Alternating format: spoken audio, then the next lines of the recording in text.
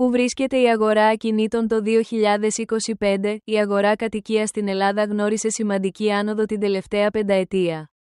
Το 2024 έκλεισε με αυξήσεις τιμών σε αστικές και τουριστικές περιοχές, με βασικούς παράγοντες, υψηλή ζήτηση για βραχυχρόνιες μισθώσεις, αγοραστικό ενδιαφέρον από ξένους επενδυτές, περιορισμένη προσφορά νέων κατοικιών, σχετική ανθεκτικότητα στην αύξηση των επιτοκίων.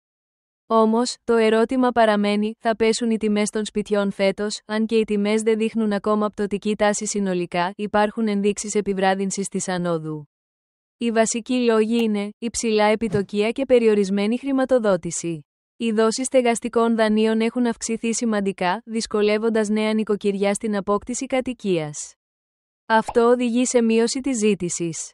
Κορεσμός στην αγορά Airbnb. Η αγορά βραχυχρόνιας μίσθωσης εμφανίζει σήμα διακόπωσης, ειδικά σε Αθήνα, Θεσσαλονίκη και τουριστικά hotspots. Πιθανή μετατόπιση σε μακροχρόνιες μισθώσεις ίσως μειώσει τη ζήτηση για αγορά επενδυτικών ακινήτων. Αλλαγές στην Golden Visa. Εξετάζονται αυστηρότερα κριτήρια η αύξηση του ελάχιστου ποσού επένδυσης, κάτι που ενδέχεται να μειώσει το ενδιαφέρον ξένων αγοραστών. Αύξηση προσφοράς από νέες οικοδομές. Η κατασκευαστική δραστηριότητα αρχίζει να ανεβαίνει.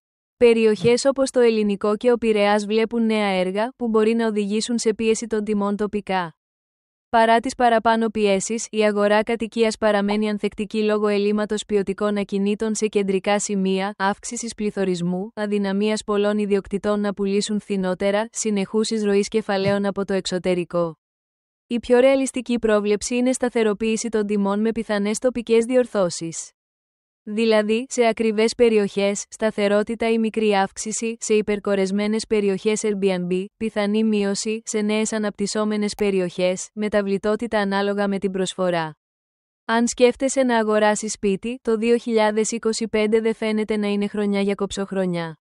Ωστόσο, μπορεί να υπάρξουν ευκαιρίες σε συγκεκριμένες περιοχές, πρέπει να παρακολουθείς τις εξελίξεις στις τράπεζες και στα επιτοκία.